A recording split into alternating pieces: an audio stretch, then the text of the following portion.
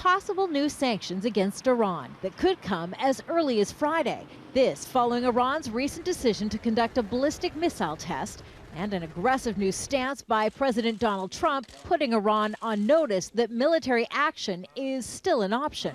Nothing is off the table. Congressional Republicans are in support of further sanctions. I would be in favor of additional sanctions on Iran. I think I'd like to put as much toothpaste back in the tube as possible. I think the last administration appeased Iran far too much. They basically said knock it off, and that we're watching and there is a new sheriff in town. The view by this White House is that the 2015 agreement to curtail Iran's nuclear activities has had little impact. But this tough new stance comes with risk. Donald Trump has backed himself into a corner where he may have to choose between backing down or escalating tensions with Iran. But backing down is unlikely. No hate, no fear. Refugees are welcome here. No As protesters demonstrated against recent White House actions halting admissions to the United States from 7 Muslim-majority countries, Trump defended the policy. We will not allow a beachhead of intolerance to spread in our nation.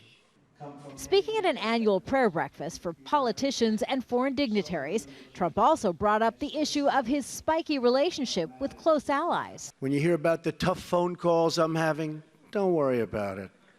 Just don't worry about it. They're tough. We have to be tough. It's time we're going to be a little tough, folks.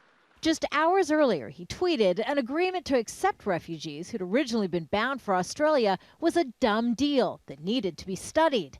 That followed reports of a testy weekend phone call between Trump and Australia's Prime Minister Malcolm Turnbull, who was seeking assurances Trump would honor the deal struck by his predecessor. Back at the White House, the president grudgingly said he'd honor the deal. You know, a previous administration does something, you have to respect that.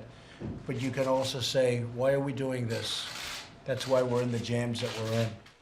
Bold statements from a new U.S. president, determined to show the world his policies and his personality are a sharp contrast from his predecessor. Kimberly, Halkett, Al Jazeera, Washington.